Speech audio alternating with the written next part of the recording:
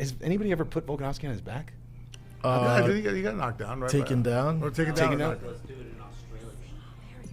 I don't think Makhachev gives a flying shit. Islam says he can't even see the shortcut. I always like how stressed out the translators are. It's a tough job. Yeah, dude. Because when the guy just goes nuts on the mic and he has to recap it. They have to try to remember the 20 and sentences. then they just sum it up like, What's he saying? He's like he said he had a good night. You know, Yeah, it's he like, said, dude, "Thank you so spoke much." for 30 minutes. Yeah. Poor Charles. Yeah.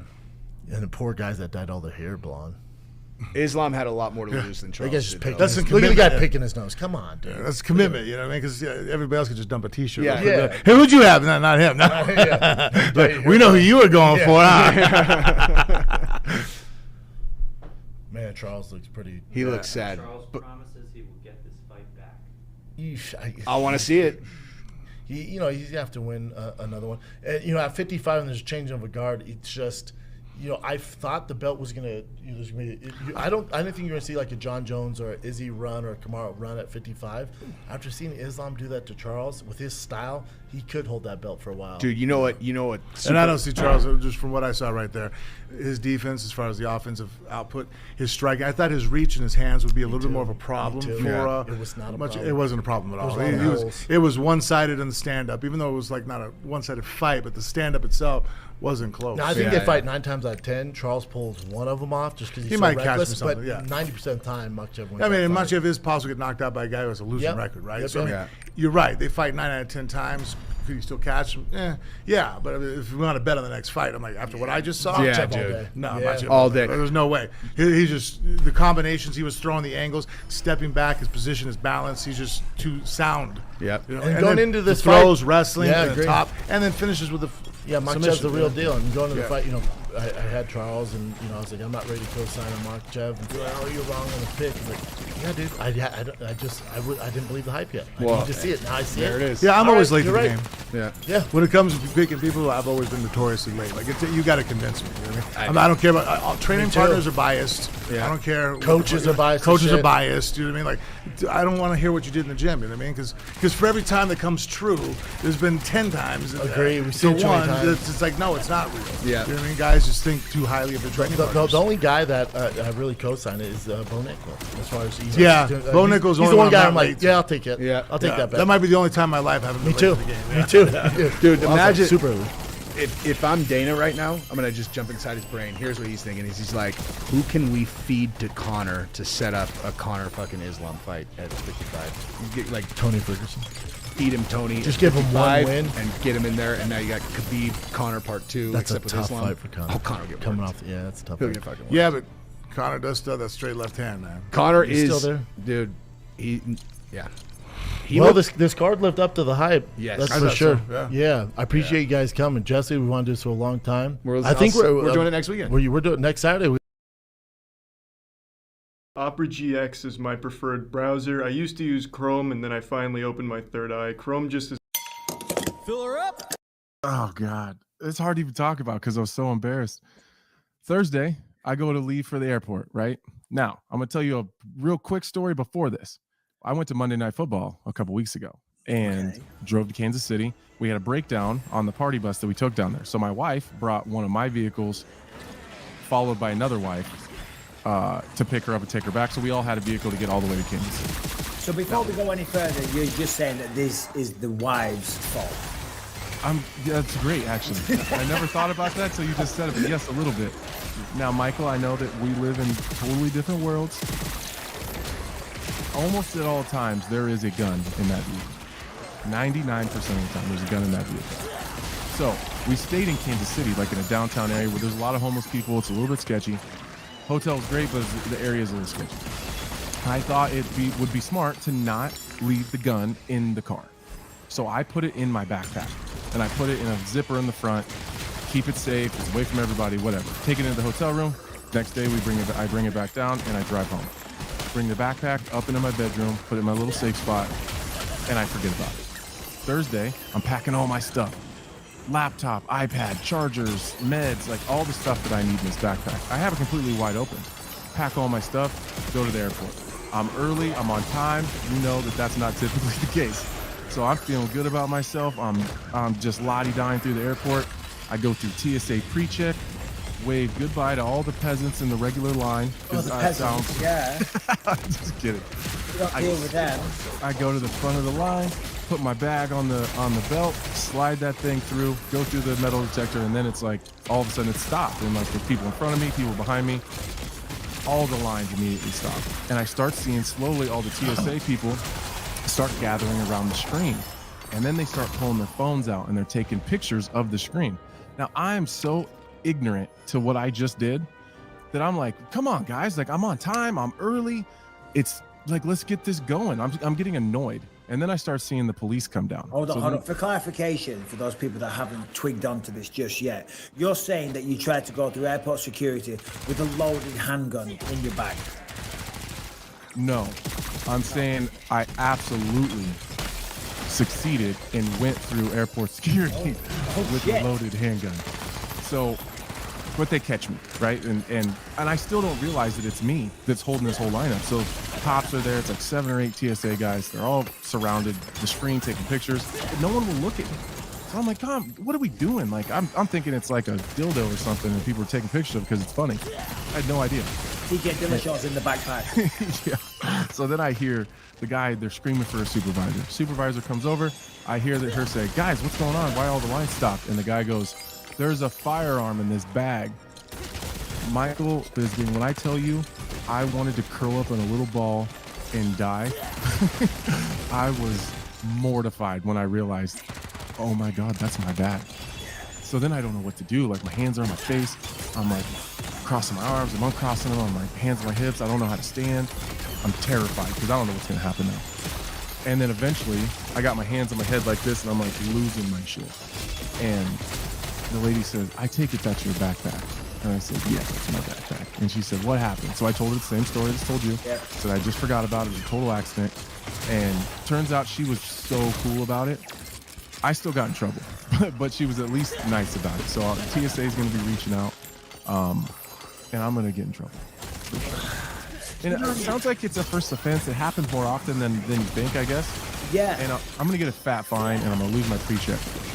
Well, I don't have pre-check, so you'll survive there. The fine, you can deal with it because you're Anthony Smith. But I would say this, certainly because guns are legal and people own a lot of them, this has got to be a pretty regular occurrence. Granted, most people probably check that they don't have literally a loaded gun in their bag. Not a metaphorical loaded gun. We know you've always got a loaded gun on you, but a literal, gun loaded. But accidents and people do, if they have guns, they stick it in a bag. I mean, it's not my cup of tea. It's never happened to me, but you are a gun owner. You have lots of well, and I'm gonna get roasted probably in the comments for that. That it's just in a backpack. The worst part was we were like in the gate, so like they didn't take me to a private room. Like they kind of detained and interrogated me like right there in front of the gate. So then I'm like nervous, like oh my God, all these. Then there's this little girl. She's probably, I say little girl, but she's probably like 18, 19 maybe. Real tiny thing.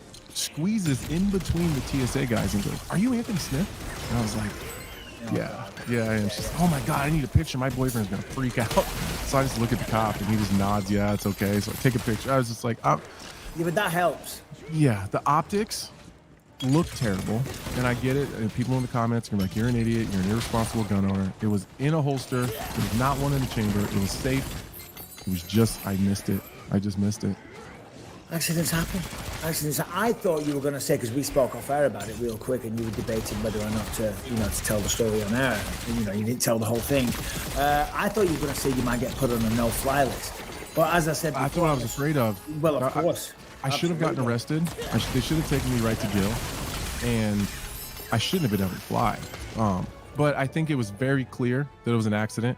I was extremely remorseful. I was cooperative. I didn't lie. I didn't try to downplay it. I said I effed up. I messed up. That's on me. Like whatever you guys got to do. I just need my phone. I just need my phone so I can call ESPN. So I can call my wife to tell her to stop at the bank on her way down to the jail to get me. Like I just need to be able to I'm not trying to get out of this. I need to remedy this and try to take the blow off of it a little bit. And they wouldn't give me my phone. Airport ended up being okay with it. TSA was fine with it, and the police were like, all three of us are good with you flying, but you're gonna get hammered with the fine. Ah, well, fuck. Sorry, buddy. I think I was It is what it there is. as well. It is what it is. Even a responsible gun owner can make a mistake like that. Well, it's At that point, though, that's all you can do. Hold your hands up and just say, listen, be super cooperative. Obviously recognize the fact that you were at fault. And just be as cooperative as possible and say, listen, my bad. I'm so sorry. Listen, I'm a legal gun owner. I was using it recently or whatever. We had it for protection and left it in the bag. I was rushing to the airport. I'm sure, as I said before, Brian, just look that up, how many times that happens. Because the amount of guns in circulation, the amount of people that own them, which I don't know how many, what's the percentage you think of Americans that own guns? Probably 80%? Probably something like that? Yeah, probably. There's more guns in America than people. Yeah, no, exactly. So this must happen very, very regular. And, you're not a shady And they were very, very nice about it. Like, you're an idiot. You really messed this one up. But it does happen more often than you'd like to think. Yeah. And I'm like, well, I'm fortunate that I'm not the only one. They didn't freak out. They didn't tackle me. You know what I mean? Like, they were cool about it. What's he say, Brian?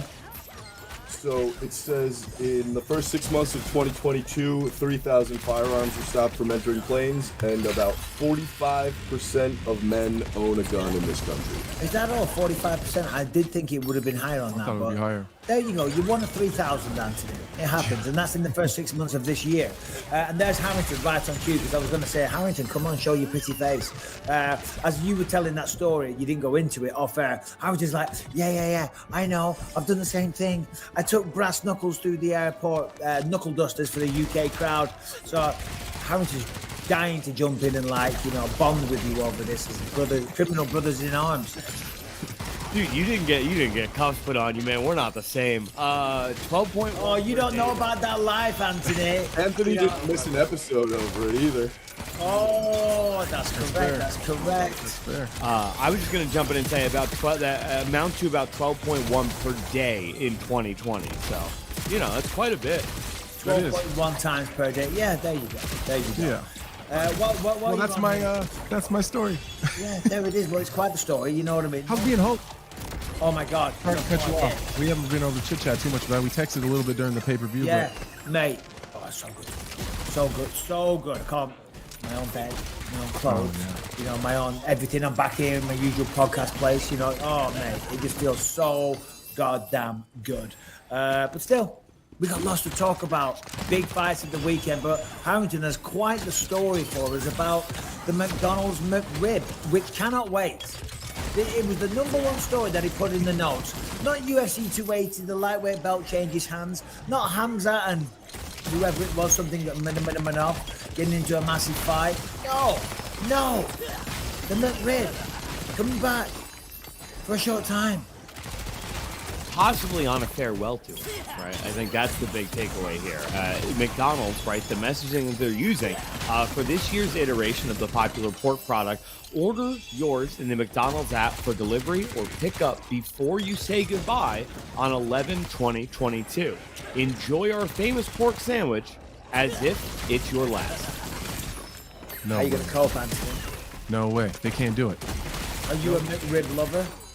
Yeah, I don't even really like McDonald's, but I'll tear up a McRib. My jiu-jitsu coach will go into depression if they never Never come had a back with the McRib Mc. in my life. It's you gotta experience it. I gotta go get They're it. pretty good. As a Don't you dare, Brian. as Don't a you dare. fast food connoisseur here, I'm gonna say that the McRib is not food for people. No, I agree. It's not even probably food, I would imagine, but it's still good. Yeah, listen, if it tastes good, it tastes good. But when I go to McDonald's, my order's always the double cheeseburger. Yeah. Two of I'm a them, cheeseburger guy. Two of them. No, let's be yeah, honest. get the 2 cheeseburger meal. Yeah. What's your favorite fast food, Anthony? You know when I know you probably eat for the most part a healthy diet when you're not taking guns through airports, but on those days you want to treat yourself. What do you go to?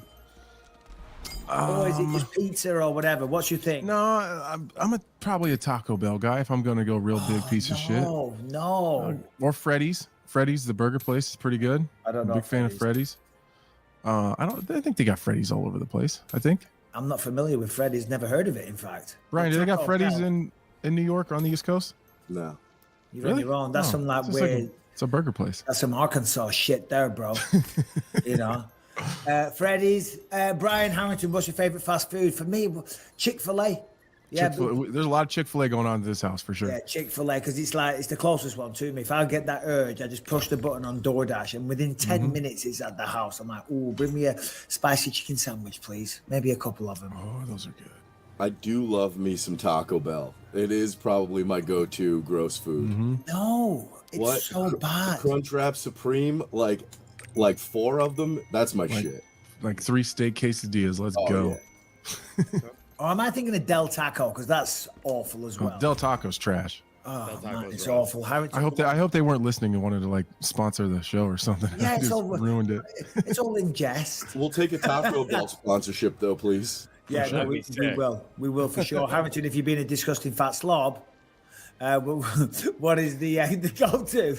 Briefcase full of hamburgers from White Castle. You can't beat it. There's no cooler Yeah. move than showing up with a briefcase full of burgers for you and your boys. He's not wrong. I'm not gonna lie. I hate agreeing with him, but I'm always just looking for a reason.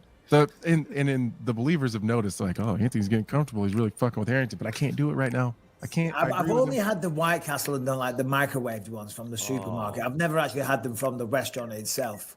Next time you're in Vegas, downtown Fremont, it's worth the trip. Get the briefcase. Come back to the broadcast table. People are gonna love you.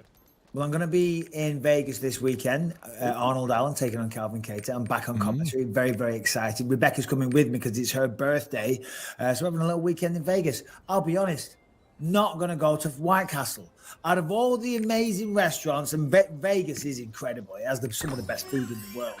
I will not be going to White Castle. But still, What day do you get in? I'm going in Friday. What about you? Working the desk? We always say this. We We should have a drink. Yeah, I know, but didn't you just hear the bit that I just said? I'm Yeah. going for my wife's birthday. You know, I'll we'll go. have a little drinky poo. We will. I'll go. We'll No, go. just whatever dinner you take her out to, I'll just go with. Fucking right, yeah. Rebecca, I'll third wheel it. we're going to have a third wheel at the table. I know you wanted a little romantic one, but Anthony Smith is coming, so we're going to talk about mixed martial arts all night long. And people That's watching it. this Just podcast are like, can you just talk about it on the fucking podcast? Never mind at dinner. And we shall do that right about now. I mean, come on. I mean, we both. Did you get any shit? I have got All of nothing it. but All of it. abuse. Yeah. Abuse. Oh, yeah. I mean, Khabib and Islam have some very, very passionate followers because I swear to God, on Twitter and stuff like that, people have been going, oh, look at you. Yeah.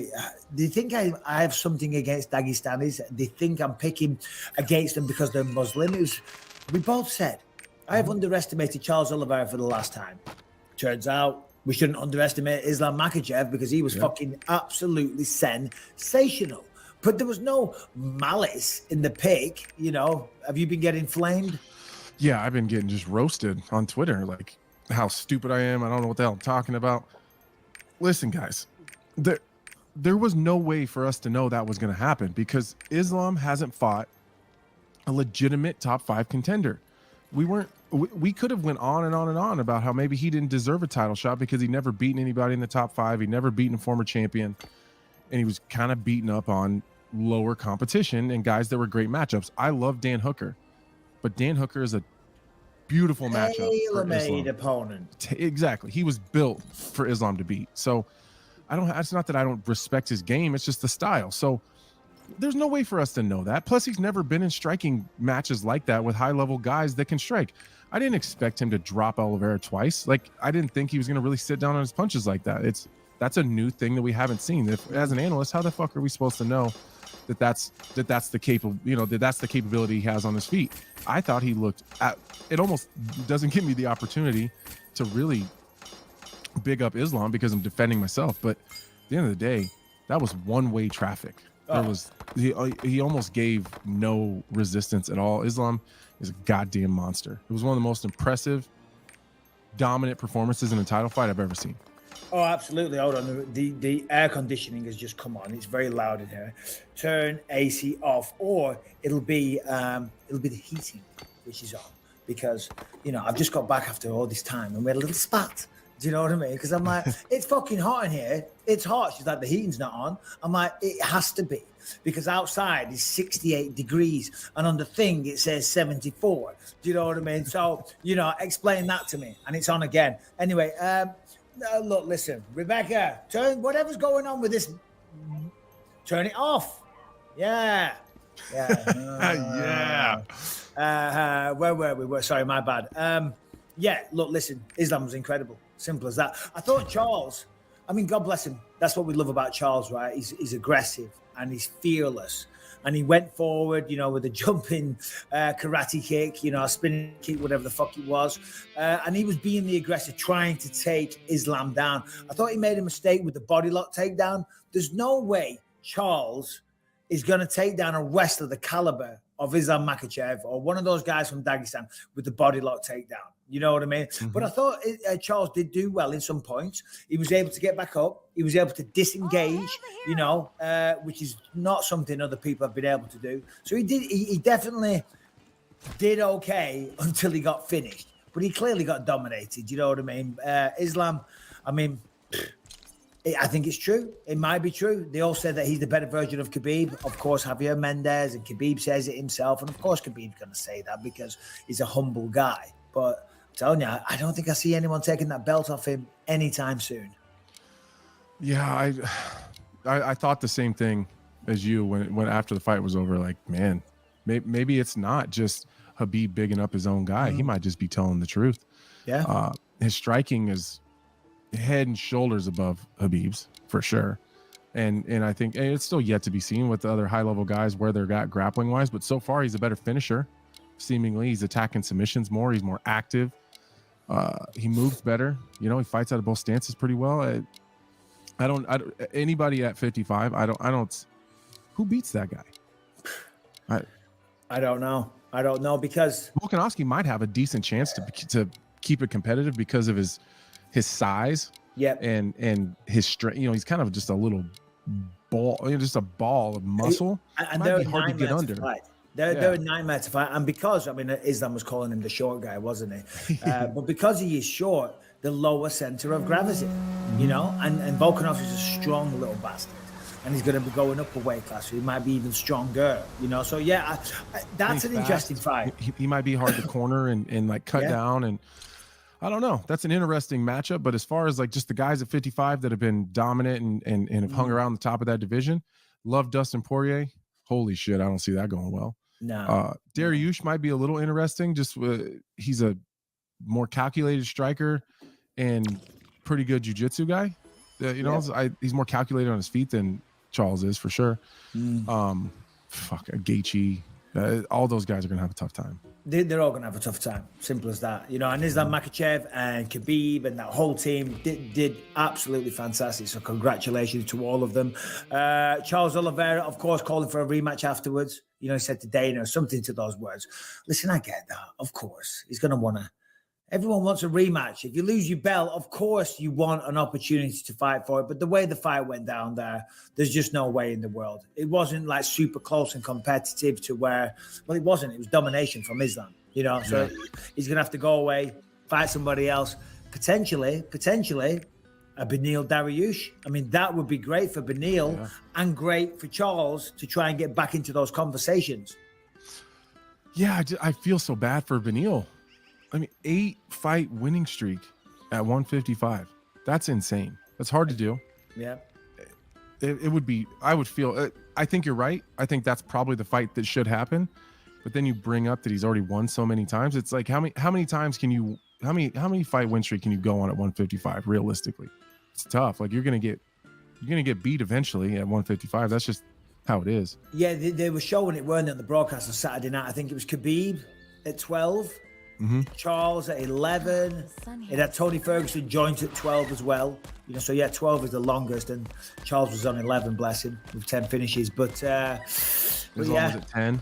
Islam, I think. Is Islam at 10 now? He's at 10. Yeah. It was the first time. It was the first time in UFC history that two guys that were on double-digit win streaks in the UFC fought for the title. Right, and that's cool. That's cool.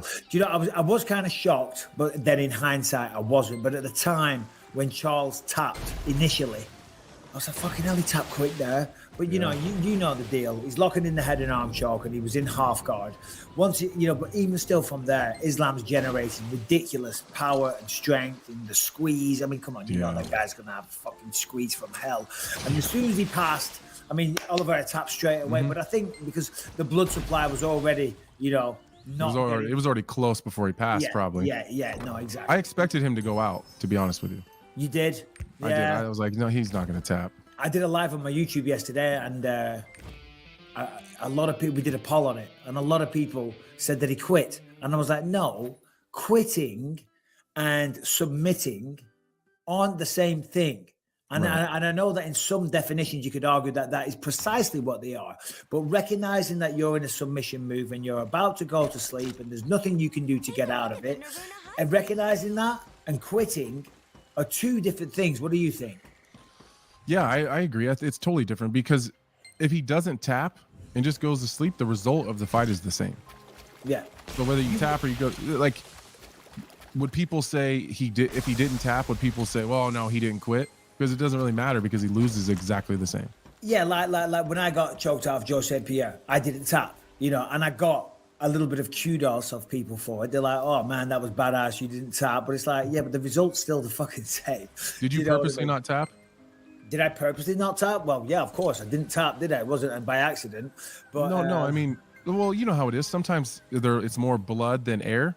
And so people are fighting it and then they just go out. Yeah. Well, that's just what I was about to say there, because for people that have never done jiu-jitsu, we know, don't we, as fighters, you know, when you're in there, you can feel it, and it's a gradual thing, and slowly but surely, like, whoa, whoa, whoa, whoa. So, like, for people saying, well, of course he quit. I said, no, it's like, well, he tapped because he knew that within another 2 seconds, he's going to be unconscious. So it's like, the game's up, it's done. The better man beat me on the night. And it was lovely to see the respect afterwards from both of them, because there was a little bit of shit talk, but yeah, beautiful. Well done, Islam Makhachev. There is a new champion in the house. I was so shocked. I don't know, like sitting in the hotel afterwards, and just how wrong I was. You know, I just and maybe I just committed too hard to like not doubting Charles anymore. In like the areas where I was like, oh, I don't know how this is gonna go. I'm like, you know what? There you go. You're doubting him again. You got to be a believer. You got to believe in him. I'm like, and then afterwards, I'm like, you idiot. You knew how this was gonna go. I'm just looking for one of the tweets that I got yesterday. I mean, my God, it was it was pretty ugly. Yeah. Oh, here it is. I would like Bisping to apologize to Khabib and Islam for saying that gibberish that he did the other day. I will be honest, I was a fan, but now I am disgusted by your words. How dare you put Charles in front of Khabib when it comes to accolades? I'm trying hard not to disrespect you. Well, you pretty much did that because you just said you were disgusted. And I said, whoa, relax. There was zero disrespect. And I said, if he beats Islam, he didn't. Case closed. Now, please close your mouth. I agree with you. And that was my point. If Charles had continued to rock up the victories, there has to be a discussion, but he didn't. He got beat convincingly. You know what I mean? And there is no more discussion. Volkanovski versus Islam, Perth, Australia. They're saying they're targeting that. That's unreal. Robert Whittaker, Paulo Costa, apparently on the same card as well. I mean, what a fight that is. I mean, it's already shaping up to be what a card. Yeah, it's already turning out to be absolutely amazing. Just with those two fights, I don't even know who else is on there, but those two are good enough for me. Yeah, good enough for me as well. All right, let's just talk about Athletic Greens real quick, and specifically their product AG1. Look, listen, in this busy lifestyle, you know, whatever it is that you do these days, it's very hard to get in all the fruits and vegetables and essentially the vitamins and the minerals that you need. Okay, we're always hearing about it. You're going to get 5 a day in, and I try and eat more vegetables, but it's not easy. But that is where AG1 from Athletic Greens comes in. Okay, 1 little scoop in the morning or whenever you want to take it. In the night will do as well, and you're taken care of. Okay, 1 delicious scoop, and by the way, it does taste delicious, right? It's a green powder. You just mix it with water. It tastes very, very nice, and you are absorbing 75 high-quality vitamins, minerals, and whole food sourced ingredients, probiotics, and adaptogens, so you can start your day right. And this special blend of ingredients supports your gut health, your nervous system, your immune system, your energy, recovery, focus, aging, everything you want. As I say, less than 1 gram of sugar per serving. It's lifestyle friendly, so whether you're keto, paleo, vegan, dairy-free, gluten-free, okay, as I say, less than 1 gram of sugar, supports better sleep quality and recovery, supports mental clarity and alertness. Listen, what you're getting is a proper intense dose of goodness with one little scoop. You haven't got to cook all the vegetables. You haven't got to be there peeling vegetables and cooking them and you know, all that mess and expense and all the rest of it. The AG1, you get a nice little tub, one little scoop, put it in your water, away you go, and that is why it's got over 7,000 5-star reviews, recommended by professional athletes and trusted by leading health experts such as Tim Ferriss and Michael Gervais, whoever they are. Now, listen, we've got a great offer for you. When you buy some of the AG1, Athletic Greens is going to give you a free 1-year supply of immune-supporting vitamin D and 5 free travel packs with your first purchase. All you got to do is visit athleticgreens.com/believeyoume. athleticgreens.com/believeyoume. As I say, you get the AG1, then you get a year's supply of vitamin D and 5 free travel packs with your first purchase. So take ownership over your health and pick up the ultimate daily nutritional insurance. You're not going to be disappointed. This stuff is fantastic. It's phenomenal. Everything I'm saying, I stand by. It's absolutely true. And it tastes pretty good as well. One more time, the website is athleticgreens.com/believeyoume. All right, we're going to get into the co-main event. Co-main event, Aljamain Sterling, TJ Dillashaw.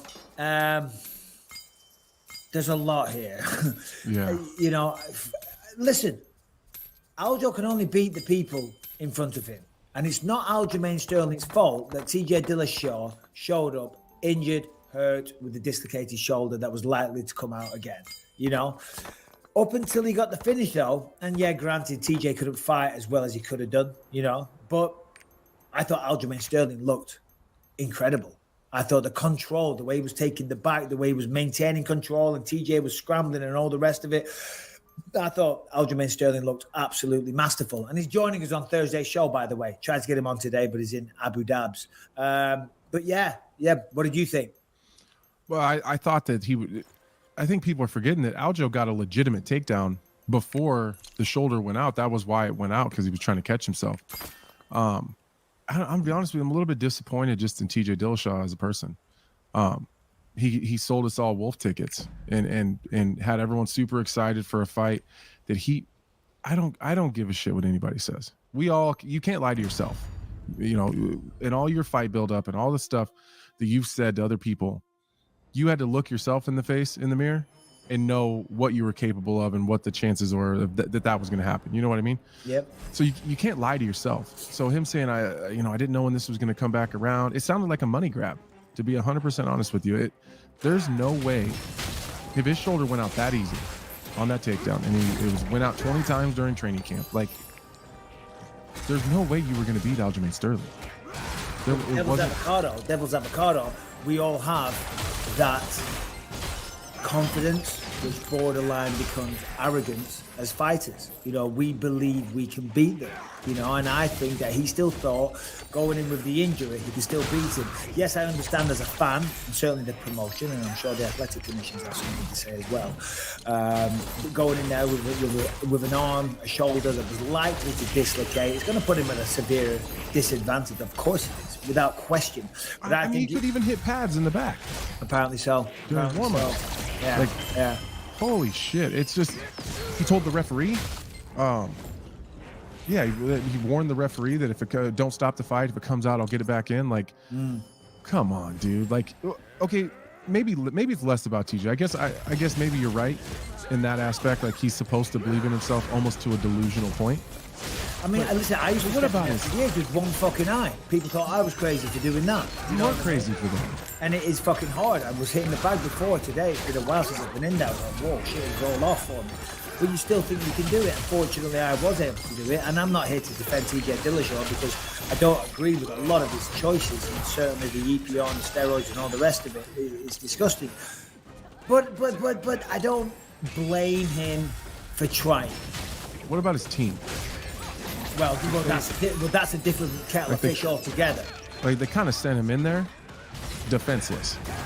That's, Like against, if he was a kickboxer that he was fighting, you know, he's fighting Kai Car France or something, just fucking go, give it a go. Like maybe you can catch him in one of those wild exchanges, but Aljo's not going to stand in front of you. He's going to spam takedowns. He's going to out-grapple. He's going to take your back. You can defend rear naked chokes with one arm. Good luck. Yeah, like, it's just like no. You bring up the perfect point there, Anthony, about his team. Dwayne Ludwig, he's got to know better than that. He knows better than that. He knows he can't beat him with one arm. Well, see, that's the thing, because as fighters, you know, we need protecting from ourselves. That's why we have a manager in place. That's why we have a head coach, and they guide you along the way, because we'll always say, yeah, I'll fight anyone. You know, and that's when your manager steps in and says, strategically, you don't want to take this fight, you should get that fight, because that's going to get you close to a title fight or whatever. But as fighters, as I say, with the arrogance or whatever you cut, the bravado that we have, we'll say yes to everybody. And it's not always the smartest thing to do. His team, and I know his team, and I'm not talking about Dwayne, I'm talking about TJ Ghost, so I don't want to talk too much shit, but I completely agree. TJ is going, by definition, to say, listen, I can still win this fight. I believe in myself. His team, if it came out 20 times in training camp, should have said to him, listen, you're fighting for the world title. Your arm's coming out constantly in training camp. You cannot go in there and fight. Postpone it, call it off. You'll get the next shot. Get the arm dealt with. Now, I understand there's probably a little bit of apprehension there because he just had a year off due to an ACL tear. 37. 37. But that was for his team and his manager to step in there. Yeah. Well, and it reminded me, as you were talking, it reminded me of something that Teddy Atlas said to me after the Glover fight. It was this, he put this long piece out and like directed it to me. Like, as a coach, you need your fighter to be willing to go in there and die. We have to have that. We have to have that in our heart and our brain, that we're willing to go in there and do it. As a coach, your job is to not let them. And I feel like that's kind of like, I guess maybe I'm a little bit too critical of TJ in that aspect of, you know, he should have known, but I wouldn't have probably. You know, I guess maybe I would have done the same thing probably, but I would hope that in those situations, although I'm willing to, and I would accept it, I would hope that my team wouldn't let me. Well, no, exactly. That's what they're there for. And credit to TJ, like, getting to a goddamn world title fight with the #1 guy in the world with one arm. And made it to a second round, like. And Aljamain was on fire. Not bad. Aljamain was cracking him with some fucking heavy shots. You know, that's. He was mean for the first time. I've never seen him mean like that. I think we said this on the last show. I think all that ridicule and whatnot after the first Petr Yan fight has created a monster. You know what I mean? All right, maybe not so much on the microphone afterwards. What was it? Oh God, it was bad. I love Aljo. He's coming on the show Thursday, but. Anaconda, human backpack, something, take a nap now.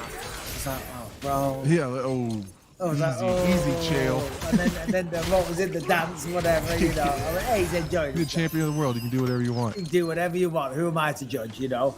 Oh, shit. Yeah, Aljamain was fantastic.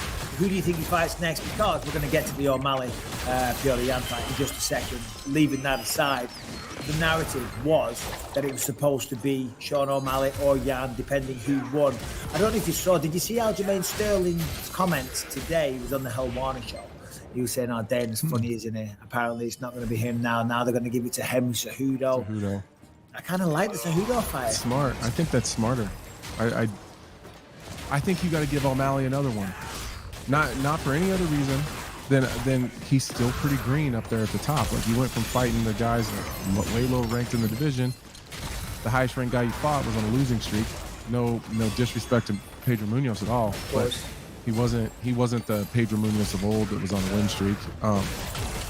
So I think maybe you give him another one up there and give him someone like Sandhagen and really continue to test himself, because if you're going to lose at the top of the division, you'd rather it wasn't in a title fight. If I was him, I'd rather lose before I got to the title fight. And again, he's a fighter. He's not going to think like this. But if I'm his manager, I'm going to put Sean O'Malley in another really, really tough fight that maybe he shouldn't win, like a Sandhagen or someone like that. And if he does lose, that still gives you time to fix those mistakes and those problems, and then go back and get yourself to a title fight. But it's harder to do after the title fight. It's just going to be harder to get back to a second one. So I like the Cejudo fight if he's actually going to fight. That's the most frustrating thing in the world, because I want to see Henry Cejudo back. I think the sport is better with him in it, whether he has the microphone in his hand or not. When he's actually fighting, the sport is it's a higher level in that division because he's just that goddamn good. But he's been kind of quiet lately, so maybe. Yeah, no. He was calling for it the weekend, and apparently he's almost done his 6 months in the testing pool, so he'll be almost good to go pretty soon. So I think that's a great fight, and I think for Aljamain Sterling, obviously a tough fight stylistically with the wrestling side of things, and I'm sure stylistically Aljo would want Sean O'Malley because he's a massive star, and stylistically a way easier fight. That's not talking shit. That's just, stylistically. Financially, makes a whole lot more sense to fight Sean O'Malley. Big time. Well, let's get into that one then. O'Malley, Petr Yan. I guess we'll start with this. How did you score the fight? I had Sean O'Malley winning. Whoa! I did. So, and I want to hear why. I'll just give you mine. When I watched it initially, when they raised the hand, I thought it was going to be Yan. I really did. But now I haven't had time yet to go back and watch it a second time. But when I think about it now, obviously the number one criteria for winning a fight is damage. You get a lot of that in the third round. And it was close. I don't think it was a robbery. But I'm still leaning towards that Yan won it. So I'm very interested to hear your take. I need to rewatch the whole fight again. I rewatched the first round, where I think that's the swing round. I think 2 pretty clearly Petr Yan. Yeah. And I think 3 is absolutely Sean O'Malley. Even though, the optics of it made it look a little closer because of the way that Petr Yan fights. But Sean O'Malley outlanded him by 40 strikes in the third round or something. I mean, maybe it wasn't 40, but he significantly outlanded him in the third round. I thought the first round was really, really close. But you got to remember, I think for the people watching and the listeners now, you got to remember that they've changed the whole criteria for judging these fights. If Petr Yan gets a takedown and Sean O'Malley has essentially just edged him out a little bit in the striking, Petr Yan doesn't do anything with a takedown. A minute and a half later, Sean O'Malley gets to his feet after he's attacked a couple submissions and some sweeps, and then they get back to their feet. That's a wash on the ground, and then Sean O'Malley still just a smidge ahead on his feet. For those that don't know, it's a change of position. That's all it is. You don't get any points for that. Do ground and pound, if you don't get a really long amount of time controlling them and smothering them and go for submissions and things like that, it's literally, in the judge's mind, supposed to be just a change of position. Sorry.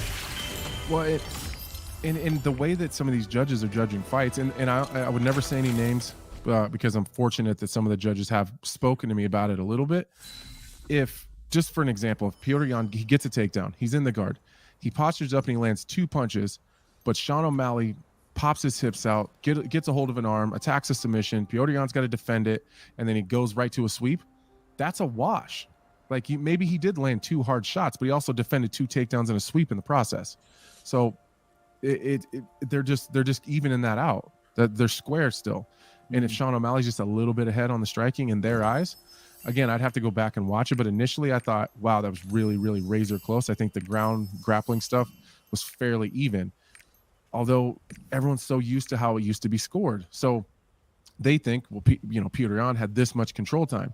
If he didn't do anything with it and Sean O'Malley was active enough and got back to his feet and then they separate again, there was no points, quote unquote points scored in those situations. I need to go back and watch it, but in my mind, he was a little bit ahead. It was a lot of takedowns. It certainly in round 3, it wasn't just one, was it? I don't know how many it was. It was I don't 4 remember. or 5. I think it was 6 total.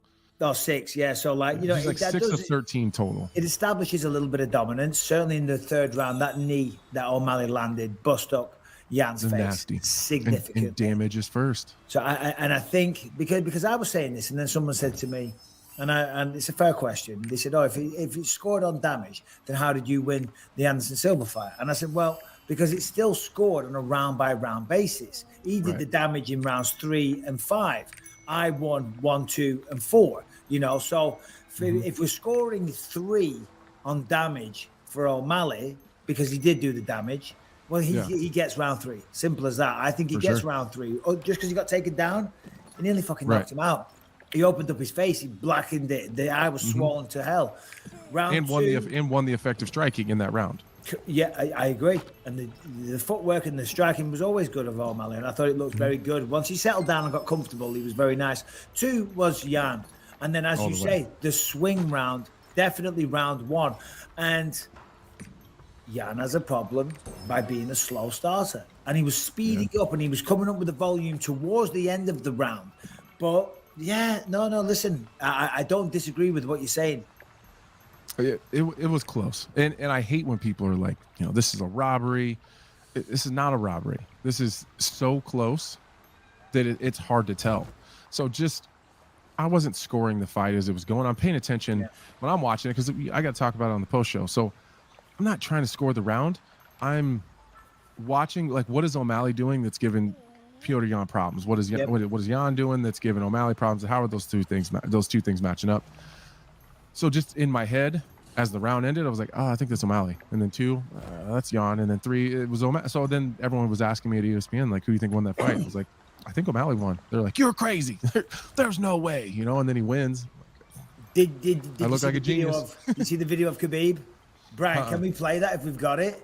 Khabib was backstage, obviously, with his team just perusing the action as Islam's no doubt limbering up, getting ready for action, brother. And when they raised O'Malley's hand, the reaction from Khabib, I mean, listen, they're all Russians, I guess, together, but he did not agree. Let's just put it like that. Do we have that video? Boys, girls, there we go. Eu sunt Gianni, îmi place să mă joc, îmi place mâncarea super mult, gen super mult. Oh, no. Yeah, get ready.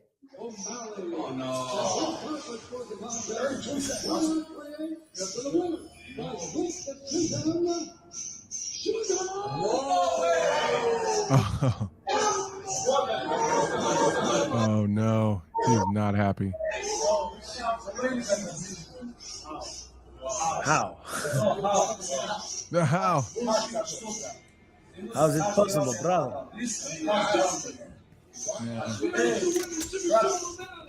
Brother. Even when they're speaking to where is short man? Brother. Where's that short guy? I thought when they were like just speaking English to people, they threw brother in because, you know what I mean? Like the command of the English language isn't the best. So it's brother. But even in Russian, they're giving it the brother. They love to fucking use the brother language. Yeah, man. I'm surprised O'Malley because he looked a little, and I do respect this about O'Malley on the microphone. Because I remember once when I got a fucking very close decision that a lot of people thought I shouldn't have got over Matt Hamill, I acted like a total dickhead. You know what I mean? I acted like a cocky little knobhead because I'd had this speech rehearsed in my mind because there was a little bit of bad blood, but it wasn't. I thought I was going to knock him out in the first round. When you scrape and claw and get a decision by the skin of your teeth, you know, it doesn't quite have the same impact. Do you know what I mean? It doesn't hit as hard, for sure. No, and everyone just booed, and I was public enemy number 1 for ages. But I thought O'Malley was very restrained. He wasn't cocky. He didn't call out the winner of the next fight, obviously Aljamain and TJ. He was, my respect for him went up in my books after that because you could see that he was like, wow, I'd have to watch the fight back afterwards. He said at the post-fight press conference, he wasn't saying any outlandish remarks, and he knew that he probably was in a very, very close fight, and he was kind of not lucky, but fortune was on his side. He reminded me of myself when I fought Volkan Ozdemir. Yep. Like that kind of lost that, I don't know, that he kind of said it. He went somewhere he'd never been before. Yep. So like I kind of had this similar thing to you. I had this whole idea, I'm going to go in there. Volkan Ozdemir's coming off a title shot. He's number 2 in the world. I'm going to smoke this dude. And then I got all this shit I'm going to say. And then we end up in this knockdown drag out where like I was more tired than I'd ever been in my whole life. And you're almost like uncomfortable. You're like, I don't even know if I want to do this anymore. Yeah. Like that was way fucking harder than I thought it was gonna be. Yeah. I got a vibe like that from O'Malley. Like, yeah, that was I need to just evaluate my life right now before I can even figure out what's next. Well, that's what he said afterwards. He said, I'm tired. I'm bust up. He said, I've never been through a fight like this. And I thought O'Malley answered a lot of questions there. You know, not that he has too many critics, but if there was any critics, they would say, we haven't seen him be really tested. We haven't seen his chin tested. We haven't seen it. Has he got the ability, for one of the cliche terms, to be the hammer and the nail? Well, he showed that Saturday night, and he showed that he's willing to dig deep, go to that dark place, you know? So he showed that he is future world championship material, you know. Maybe not quite just yet, because stylistically Aljamain and some others, and I think he's still got a little bit of rounding out, but I think he showed that he has the fighting spirit, you know, and there's definitely the capabilities to get there one day. Yeah, I couldn't agree with you more. My only real questions with O'Malley was some of his durability, not necessarily his chin. We've seen him left. We've seen him leave the octagon on a stretcher twice. So it seemed a little, I don't want to say frail because that seems real negative, but a little frail. I don't know what else to call it, but I had some durability questions, and I didn't know if he had the dog in him because he's so clean and he's so pretty on the outside. And if you let him do that, he'll just dice you the whole time. But I didn't know if he had the dog in him, really get in a dog fight and bite down on his mouthpiece and battle back. Questions are all answered now. I'm going to give you a dogfight in a minute. Lucas is jumping around on that couch with banging galore. I'm like, I am trying to do a podcast. Have a bit of respect, my God. So, with that said, what do you think O'Malley does next? Do you think it's going to be Cejudo or O'Malley that gets the shot? Do you think, I saw some people saying that they should run it back, they should have a rematch. I disagree. I don't think that's going to happen at all, I'm sure. I don't know. I wouldn't have even thought that the UFC have even thought about that. No, I don't see that. If you're Sean O'Malley, you don't take that anyways. No. Just, you got away with one if that's the case. Like, well, you got out of that one. You got out of that one. This is what people need to understand, because you get that a lot, don't you? Oh, they need to run that one back. It's like, well, why? I just did a training camp. I just suffered, who knows, maybe a long-time concussion. Maybe I'm going to have an injury that might come back and haunt me in my later years in life. You want me to run it all back as if that never happened? Maybe down the line. Maybe if my career path and his career path cross once again, we can do it. But we're not running it immediately back like it didn't just happen. That's crazy. Right, and he earned that. Whether you agree with the decision or not, it was close enough to where, you know, we're not calling it a robbery, and it was kind of a coin flip.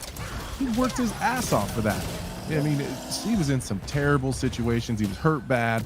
He's banged up. He flew all the way to Abu Dhabi. That was me. I said, fuck you guys. I already did this shit once. I ain't doing it again. I want a new one. But to answer your question, I think I would guess Cejudo gets it, to be honest with you. I think initially I thought it was going to be O'Malley. But I guess from a business perspective, if I'm the UFC, you probably let him, you probably put O'Malley with someone like Sandhagen, because I think that's a really fun matchup and gives O'Malley some time to keep rounding his game out, because he clearly is going to have some holes he's going to fix. Put the AC on now, babe. It's Were you just complaining about it being off? I was, but I'm burning up like a maniac in here. Sandhagen, O'Malley, I mean, they've both got similar frames, kind of similar styles. I would love to see that one. Yeah. Obviously, there's Chito Vera. God damn, I'm such an asshole. I always forget about Chito. Because initially, I'm on the post show, they asked me to matchmake the division, and I went Chito initially because I thought it was in my head. I was like, well, Dana said it's O'Malley if he wins, so it's O'Malley, Aljo, Chito, Sandhagen, Furion, TJ Dillashaw. If he's going to be ready or not, and then if it's not TJ, then I didn't know. What did I say? I was trying to find it a second ago. I wasn't looking at the phone. I was looking at text. I did some little notes. I was putting down, like, you know, who should fight who next and all the rest of it, because I'm a nerd like that. Look at you, you're back home. Oh, here it is. Aljo should fight Chito, Islam Volkanovski. Beneil should fight Charles, Poirier, Grasso or Shevchenko. O'Malley versus Aljo, but Manon versus Manon. Manon Poirier. That's what I was gonna say. Poirier versus Grasso is a good fight. Yeah, Grasso. I don't think he's ready for a title fight just now. But I think TJ versus Dominic Cruz. That's a good one. They should run that back. That's a good one. Because they're both coming off losses. And now, And now they're legends. They're older guys. Like, have some fun. let's see if TJ can do what Dominic Cruz did. Because TJ's going to need some time off. Cruz had time off and came back after all that time away, after all the knee injuries, and reclaimed his belt off TJ. And they don't like one another. They talked a lot of shit, so I would love to see that. And I think the writing's on the wall for the pair of them. Or, failing that, let me ask you this. Do you think TJ Dillashaw should retire? I don't think he should retire. I think, well, I guess I don't know how he feels day to day and all of that stuff. He looked in phenomenal shape. I mean, he was cut up, he was shredded, he was lean. He looked fantastic. But I think that TJ, what did they ask me the other day? Saturday night, they said, is TJ Dillashaw done being an elite bantamweight? I don't think so. And I said, absolutely not. I don't think so at all. Is TJ Dillashaw done being able to be a championship caliber guy? I don't know. I think there's a chance that maybe his title, I don't know. His title implications are probably gone. Well, certainly for the foreseeable future, and certainly now because he's going to need surgery, that's a fact. And the reality is this sport's so tough. You know this, Anthony. You're healing from a bloody broken leg. You've got bloody blood clots. You know, we've all got nasty injuries. The viciousness of the game is what's catching up to TJ. It isn't the fact that he can't compete. It's not the fact that he hasn't got the skills. Regardless of what you think of his personality, you cannot deny the skill that he has. You know, and the way that he fights, he's a mean fucker, and I like that. I like that. But the training camps, the fights, but more important, the training camps and the years of wrestling at college, I'm sure, and since he was a child, it's all just catching up. And sadly, his body is failing him. So I don't know what kind of surgery he'd need there, you know, to tighten that shoulder up, but he'll need a surgery. It'll be some time out. Reminds me of Joe B a little bit. Benavidez. Benavidez has always been at the top of the division, but as he got a little bit older, you just crank that speed factor or that reaction time factor down just a little bit. At 125 pounds, just turning that dial down just a tad changed his whole game. Because, you know, and I think TJ is going to start running into that on top of already having the injuries and stuff. Yep. You've seen it a little bit in the Sandhagen fight. He's just a skosh behind in a couple of those spots when he typically wouldn't be. And shouts out Joseph Benavidez, by the way. Yeah.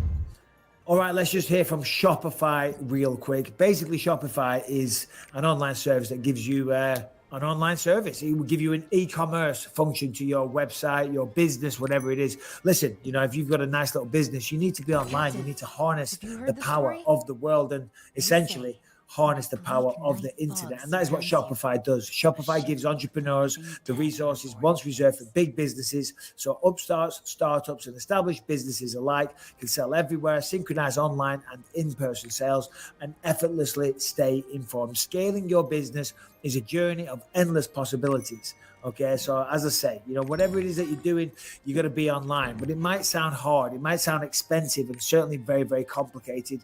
With Shopify, it makes it very, very simple. You can also reach customers online and across social networks with a growing suite of channel integrations and apps like Facebook, Instagram, TikTok, you name it. It will give you detailed insights as you grow, so you can see exactly, you know, what kind of strides you are making, if you will, and how much you are growing. And more than a store, Shopify grows with you. So listen, they'll make it very, very simple, and before you know it, you're going to be connected with customers online, driving sales, and you can also manage your day-to-day way better. Shopify instantly lets you also accept all major payment methods, so that's obviously a big one as well. Instantly all major payment methods. If you've got a business, if you're an entrepreneur, give it a try. Go to, and we have a great offer, shopify.com/believe, all lowercase, for a free 14-day trial and get full access to Shopify's entire suite of features. Grow your business with Shopify today. Go to shopify.com/believe. Right now, you're going to get a free 14-day trial. All right, so they were the top 3 fights, of course. Great night of fights. Got to say, shout out Bilal Muhammad. What a performance that was. Didn't see him beating Sean Brady quite like that. No, I didn't see him finishing, that's for sure. He looked good, though. He looked good. He answered his own questions. You know, I think there was a lot of questions about it. Was he striking good enough? Could he defend the takedowns? Looks like his time he spent with Khabib is paying off. Oh yeah, big time. Let me ask you this: as a man that is covered in a lot of tattoos yourself, do you not think that the ink on Sean Brady's a bit much? No, I think it's badass. I'm like jealous because it's so well done. Yeah, these younger kids these days, like I started getting tattoos when I was 14, so a lot of mine are fucked up, and I'm getting cover-ups and fixing them. But Sean Brady's. No, Brian, just bring up an image of Sean Brady, because what is that? It's ballsy, man. It's like he is literally covered. I didn't even notice it because I'm just so used to seeing, obviously, a lot of UFC fighters have a lot of tattoo or ink, as the kids say. And you know, I've seen Brady fight loads of times, so it didn't even occur to me. No, that's not a good shot. We need to see the back. And Rebecca's like, she walked past, she's like, oh my God, that guy is covered in tattoos. That's disgusting. And I'm like, yeah, it's not disgusting. But look, and he's got like significantly more even in that picture. I've seen that image before though. What is it? Is that like a famous demon that people get tattooed on them or something? I don't know. I don't know. It looks like that. Japanese Oni. It's a demon. Yeah. He's got some tattoos and some real painful spots too. Like the one that comes like through his back and it goes like up into his armpit a little bit. And oh God, I wouldn't even touch my armpit. I wouldn't get close. Do you know what that looks like? Did you ever the tattoo, the demon, the Oni, as Brian said it's called, on the back, looks like? Do you ever play the game Crash Bandicoot? Yeah. And then you get the fucking like guy that makes you invisible. Yeah, it does look like that. It looks like that. I'm like, this guy must be a big Crash Bandicoot fan. Holy shit. He is so tattooed.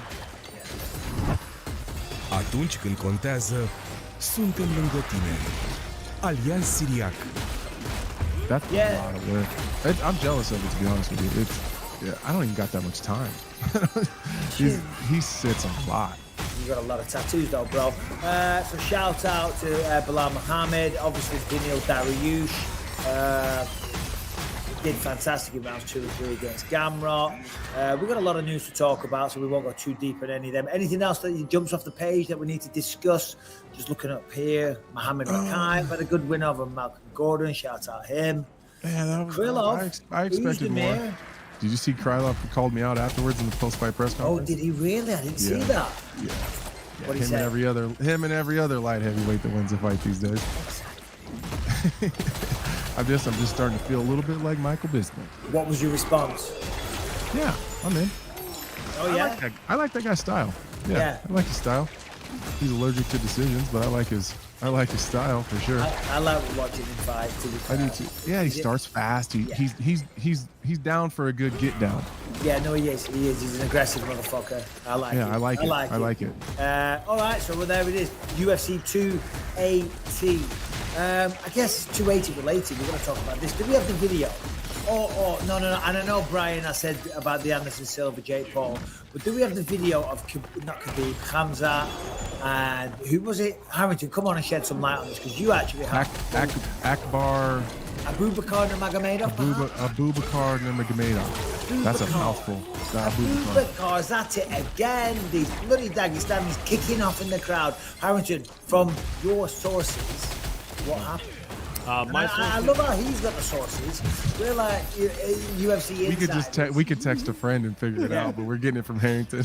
Dude, my source is friend of the show, Brian McKay. He's the one who said earlier. He was just going over after the Islam win. Khamzat was apparently going over to congratulate everybody, and there was some slapping of the bellies on Khamzat's side when he came over to congratulate them, and one of the guys was like, dude, can you not be slapping bellies when you're congratulating us? And then hands started getting exchanged between Abubakar and Khamzat. Literally just like right then and there, just on that. Well, they were like holding hands, like they were like in the middle of like a handshake. Yeah, they got very Russian very quickly. Yeah, fast. It's very Russian very quickly.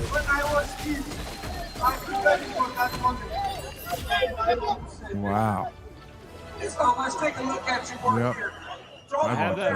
We get the gist of it. Khamzat loves it, doesn't he? Absolutely loves it. But Brian and Harrington, do you have the other video that Khabib? Khabib's quite the leader, man. It really is. Did you see the video that I'm talking about? They're all together. There's Hamzat, there's his whole team, and they sit around, and I think Khabib doing a prayer or something like that. And, you know, just saying we're all brothers now and we help each other and we're going to be happy when you win the belt, Hamzat. And, of course, Islam won the belt. We're all together as one. And this is silly. That was our lowest moment. We should, you know, and I just thought, Khabib's a fucking mature motherfucker, man. And he's a leader. This is the same guy Yeah. that went flying off of the apron with a flying drop kick. He went full Eddie the Eagle. Yeah. What happened yesterday did not show as well. What happened yesterday does not show as well. Neither me, nor Hamzat, or Abubakar. Yeah. And this goes on for a while. Fuck it off. It's a bullshit. All right, you get the gist. Khabib's the man. Khabib's the man. But Hamzat, he loves a little tear up, doesn't he? He does. I like that guy. I like that guy. Me and him would tear up. Yeah, I would shit my pants. I mean, you've heard the story when I went out with him and Darren Till and they almost killed me in the car. But he's a wild man, and I like that. And you know what? Here's the thing, because, you know, stuff like that, obviously the UFC don't want. They don't want disgrace. They don't want actual fights and all the rest of it. But the guy is actually a fighter. That's what they're paying him to be, and that just helps not sell the myth. It's just who he is. Like, look at Mike Tyson back in the day, and that kind of. And again, even I mean, McGregor's antics are a little different, but you know what I mean. It's like when you're a fighter, a little bit of controversy, as long as it's not too bad, you know, doesn't necessarily hurt. No, I say this all the time. The things that make us extremely successful in our chosen career, the things that make us different than any other fighters out there, the guys in the gym that are extremely skilled but can never put it together under the bright lights, those skills and those character traits are also flaws in regular life. They give us lots of problems in day-to-day life. They're fantastic qualities to have when we're working, but day-to-day life makes our wives hate us sometimes. We don't really fit in. Those qualities are fantastic to have if your job is wearing 4-ounce gloves, almost naked, in a cage and trying to beat someone up. You know what I mean? Everyday life, trying to settle into something. It's tough. You know? You know what Dana said? Dicey. Come on, what did Dana say? You could tell this one of the members of the media, not a regular guy. I didn't recognize who it was, but he was asking Dana, like, are there going to be repercussions? Are you guys going to sanction these guys? And Dana was like, what happened? And the guy was like, Abubakar and, you know, Chimaev got in this fight. And Dana said, they did. What happened? He said, they fought. And he goes, yeah, that's what we do here. He just blew it off. He was like, these things happen. We try to keep it as little as possible, but these things happen when you got 800 alpha males and females under contract and they run into each other. This shit happens. No, I was going to say before, you know, those kinds of skills and attributes and qualities do help you in the cage. When you're crossing over to the other side of the UFC, like I have and you have done as well, you know, commentating, all of a sudden you're corporate. And before, and it was quite the adjustment period. Do you know what I mean? 'Cause before I could just tell everyone to go fuck themselves, and that was cool. All of a sudden, when you've retired from fighting, but you still have that fighter mindset, like, no, dickhead, that's not going to fly anymore. You show up on time, you know, you do your research, you be polite to everybody, you know. Yeah. Tough. I gotta keep my hand on the switch. Like, up, all right, we're analysts, keep your mouth shut, be on time, don't threaten to fight anybody. And then you gotta turn it off and like, stop thinking so much. Stop being so goddamn nice. Talking of Hamzat, looks like he's going to be fighting Colby Covington in March. Obviously, that's Kamaru Usman, Leon Edwards 3. I was going to say 2, but that's the trilogy fight there.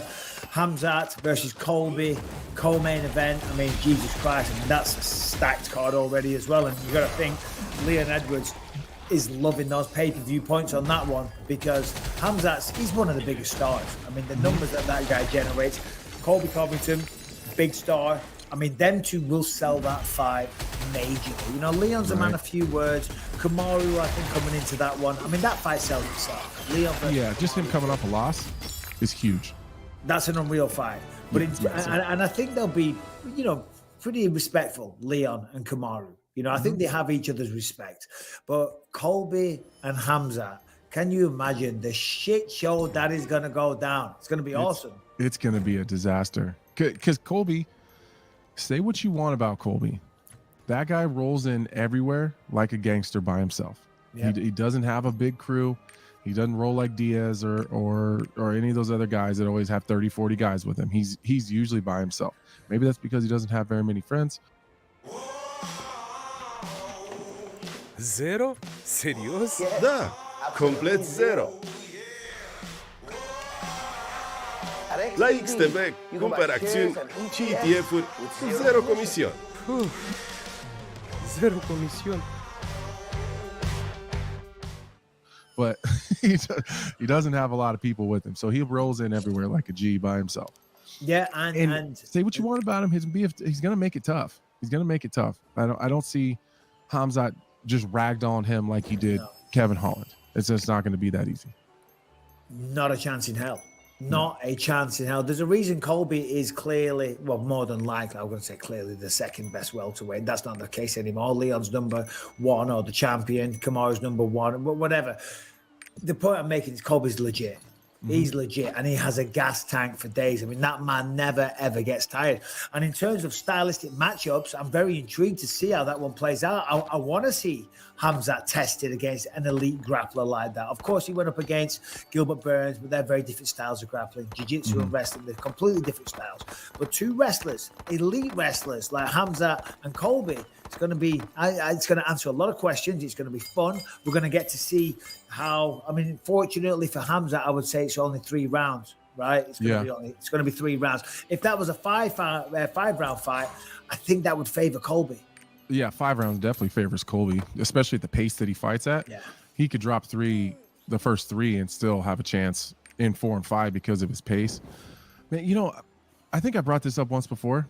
My whole perspective on Colby Covington changed after you interviewed him before his Masvidal fight.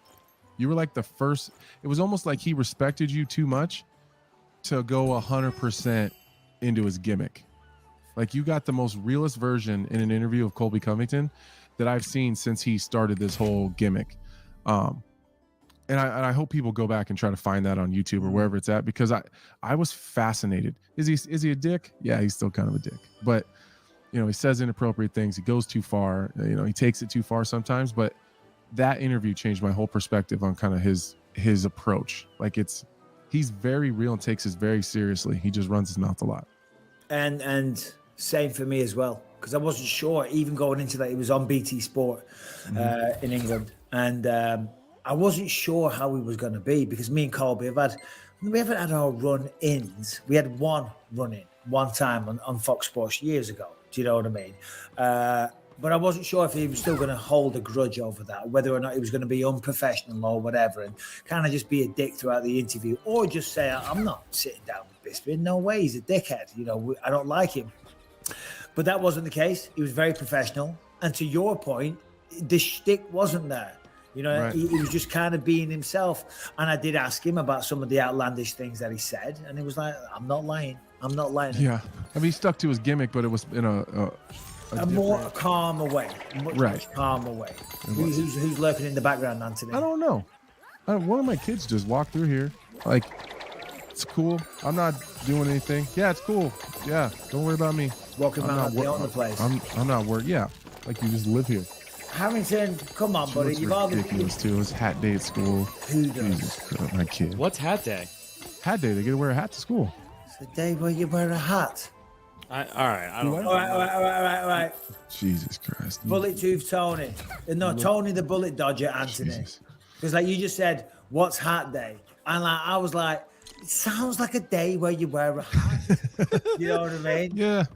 What sounds movie about is right. this? Why did they call him the Bullet Dodger? Because he dodges bullets, Heavy. What film is that? I don't know. Harrington, you know I don't know. Why are you pointing to me like I should fucking know? You know I don't know. Because I'm going to get yelled at when I say it. Go ahead, say it. Go ahead. Snatch. Yeah. Never seen Vinny, have you never seen Snatch? No, I need to start watching more movies. I watched one last week, remember? What was it? Terminator? No, it was the Revenant. Remember The Revenant. Yeah. I got one of the movie The movie references. I watched it on the plane actually coming back, but Snatch, man, you've got to watch it. Vinnie Jones's character is called Tony the Bullet Dodger, and this American's like, well, why did they call him the Bullet Dodger? It's like, because he dodges bullets, have he? Anyway, Harrington, how are you doing, man? Listen, we know you got a baby on the way. What's going on? People, let's have a little update from Harrington. Let's give him some shine. Let's give him some love. Come on, buddy. What's going on? This just isn't going to end well. I know there's no way it's going to end well. Things are going great. Things are going absolutely incredible. I got engaged to the mother of my child, so we're pretty excited about that. Yeah. Congratulations. Yeah, thank you. Appreciate it. There's a lot happening in your life, baby. We should get her on, Mike. I don't know about that. Why not? Because I think she would be honest. Yeah. How's it really going? She's like, this sucks. So let me ask you this, asshole. Let me ask you this: you're making an honest woman out of this person because you don't want to bring a bastard child into the world? Is that what's going on here? Are you trying to keep it all gravy by the church, or what? No, I have been. Here's the thing: I've been asking this girl to marry me for from like the month I met her. So she just finally said yes. How many times have you asked her to marry you? I mean, the joke, what I tried to fit into my proposal, but I couldn't because my voice was too hoarse, was that I told you I was going to ask you to marry me 100 times. And by 100, I bet I'd get you to say once. I bet I would get you to say yes once. And, yeah, I don't know. It was probably like 74 or 75. No. Are you serious? Like legitimate proposals? No, I'm not. I didn't get a ring until this one, but it was like, let's go down to the courthouse and get married. We can just do it today. We can just go get married right now. I mean, hey, quitters never win. Quitters never win. You know what I mean? Said that. Oh, some genius. Some genius. Oh, well, that's great, Harrison. Congratulations, man. No, seriously, from the bottom of all of our hearts, and I'm sure all the believers watching, that's amazing. Because, Anthony, prior to you being on the show a long time ago when we were on with Lewis, shout out Lewis, at one point, Harrington was homeless. Yeah. He was legit homeless, and he's still working on the show and stuff. And now he's got a home, he's got a girlfriend, he's got a wife to be. You've got a baby on the way. Yeah, we just we signed papers today on the place we're moving to in Queens, be a little closer to our family. We have like a nursery set up. This is gonna be awesome, man. I'm so excited. No, it's amazing. That's amazing. No, it really is. Like, we bust your balls, and we're always just having a laugh, Harrington. But yeah, I'm fucking really happy for you, man. Looks like things are working out. And when the baby comes, things are going to step up a notch. Anthony, were you like that once your children came along? Yeah, it was totally different. It was totally different. I always say that I think my oldest kid saved my life because I was just a fucking renegade, dude. I was wild. Yeah. But I think I needed someone to need me. I think that's what it comes down to. It definitely slowed me down and I don't know, made me more mature, and it was a totally different life. It's totally different. And I always say the exact same things, because I didn't give a shit. It was just me. Do you know what I mean? And all of a sudden, it's not about me. Harrington, if there's one thing that this child could do for you in terms of saving your life, in terms of correcting bad habits, in terms of quote unquote, getting your shit together, what area of shit would you get together? What do you think needs working on the most if we were to self-analyze you? I've already gotten rid of the vaping, which is cool. Like, that was like, I quit smoking a few years ago and I switched to vaping, and because my girl is pregnant now, she can't vape, and I've just joined in with her, and I'm ready to just punch holes in the wall every day because I miss it. But yeah, I mean, that's definitely that's one thing that's has been a positive so far. I mean, the other thing is just, I don't know, dude, I got to find a job that has health insurance. Like, that's definitely like a thing that just keeps running in my mind. Like, dude, figure out a place where you can work part-time and just get health insurance because your kid is going to need that. I think what is it? In-N-Out Burger. In-N-Out Burger have great package deals. If you're a manager for In-N-Out, you're on like 180 grand a year, full health insurance. You know what I mean? But we like you on the podcast. Don't leave just yet to go work at In-N-Out Burger. Yeah, I'm thinking, dude. I'm taking parts that legitimately, like, it's so weird to me, and I've been telling people this, and they think I'm a nutcase, but like, it's my dream to be like an assistant manager at a Trader Joe's somewhere for like 15 hours a week. Just do that for 15 hours a week, get health insurance, get like a discount on my groceries, and like have that be my main. Like, Anthony, did you hear that? His dream. Yeah. His dream. His dream is to be an assistant manager at Trader Joe's. Fucking You're going to get there, Harrington. You'll get there. Everything makes sense now. Oh shit! Hey, no, seriously, all jokes aside, congrats, man, congrats. All right, let's just take a second to tell you about Manscaped. You know the deal. If you are looking for below the waist men's grooming, then Manscaped really is the way to go. The 4.0 is what the latest iteration. You know, it's doesn't hurt you. It will smooth you. It will trim you. You won't get any nicks, you know. It has a longer battery. It has a light. It's waterproof, all this good stuff. But of course, you get that now as part of the Performance Package 4.0. You get the Manscaped, of course, which every man should own. Every man should have one of them. You get the Weed Whacker, which is the ear and nose hair trimmer. You get the Crop Preserver Ball Deodorant, the Crop Reviver Toner, the Performance Boxer Briefs, and of course, a travel bag to hold on to all of your goodies. And you can also get the Sheer 2.0 kit. Listen, you want to, you want to have it all groomed downstairs, and that includes your toenails. You don't want to abandon those, and your fingernails if you want to do them as well. Yeah, toes and fingers. Sheer 2.0 packet, you will get the stainless steel nail cutters, you get the tweezers, you get the grooming scissors so you can take care of your feet. Listen, if you're a man, these are little things that you got to do, okay? But you want to get the best thing on the market. You don't want to get fake and imposter. The Manscaped is game-changing. I'm telling you. Try and cut yourself with it. Can't do it. So all you got to do is go to manscaped.com. If you want to get 20% off and free shipping, then you want to use the code Bisping20. Manscaped.com. The code is Bisping20. 20% off. Free shipping. Every man should have a Manscaped in their life. There it is. Mm-hmm. Right, Harrington, throw some of the MMA stories at us. Throw some of them at us. What have we got? What do you think is the big one? I mean, honestly, I want to get Anthony's opinion on this while he's on the show today. Probably the biggest fight of clearly don't matter. Well, okay, whatever. All right. Okay, no, I'm not saying that, but there's Bo Nickal stuff on here. There's a million different topics that we can talk about with on Thursday, but this one specifically, Magomed Ankalaev has been booked in a fight against Jan Blachowicz, UFC 282. I want to get your opinion on that matchup and what it means for the title picture at light heavyweight. We got to bring that up, huh? Oh, that guy. I'm just kidding. I don't care. What a prick. What a prick. Well, I think it's. But hold on. This is the thing. No sensitivity. He doesn't realize that, that name, Magomed Ankalaev, he took your ankle home. I'm still walking with a limp. You've still got a blood clot. You're still not active. You're still not living the life that you should be. Mm-hmm. You're still, let's be honest, you're not even a real man at this point. I'm not. What I mean? I'm not. And I'm on my way to prison. Jesus Christ. You're walking around with loaded guns. This is how terrified you are of the world these days because of that man. He haunts you at night. He keeps you awake. And Harrington just blasé throws his name at you. Like oh, that win that Ankalaev got off you is getting him real close to a title fight. How do you feel about it? Does that sting? Yeah, the title fight that you wanted. Mm-hmm. He might be getting it. Yeah, Anthony, tell us about it, how you feel. Harrington, I feel really, really good about it. No, I don't give a shit. I think it's definitely put on that card purposely, just because of the main event being the light heavyweight title. So those two guys are. I mean, I said it a million times. I thought the winner of our fight was going to be getting close to a title shot or getting one.